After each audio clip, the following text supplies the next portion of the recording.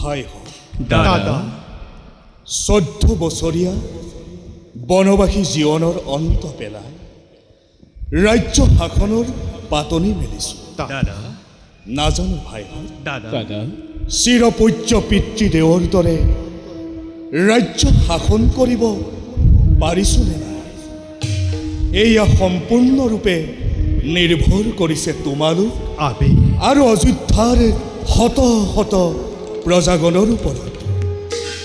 দাদা, আজি অযোধ্যাৰ সুখময় গৌৰৱ আজি চতুৰ্দিশে বিয়পি পৰিছে। তোমাৰ দৰে গুণীজনক ৰজা হিচাপে পাই ধন্য ধন্য আজি অযোধ্যাৰ প্ৰজাগণ, আৰু শত ধন্য আমি তোমাৰ ভাতৃগণ। নে কি কোৱা ভাইহঁত?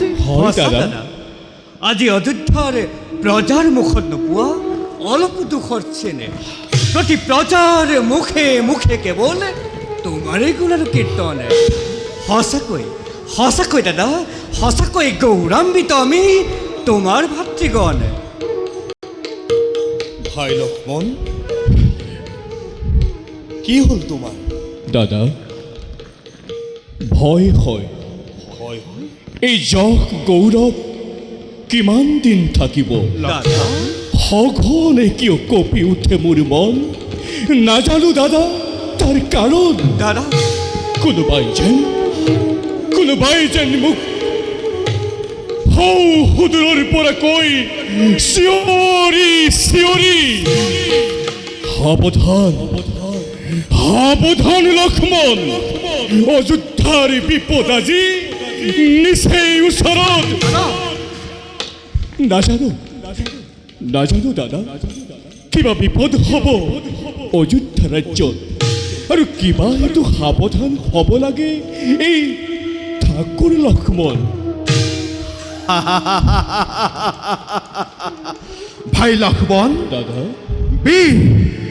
বীৰ তুমি, তোমাৰ মুখত হেৰুৱা চঞ্চলতাই শোভা নকৰে। ভাই লক্ষ্মণ, শোভা নকৰে।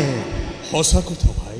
দাদা, যেতিয়ালৈকে আমাৰ শিৰত পিতৃ পিতামহৰ আশীৰ্বাদ থাকিব তেতিয়ালৈকে চিন্তাৰ কোনো নেদেখো কাৰো।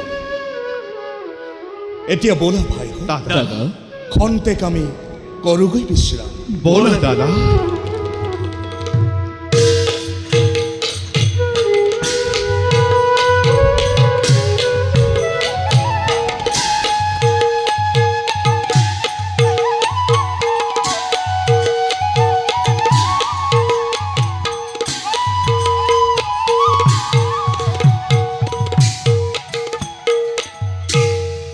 ও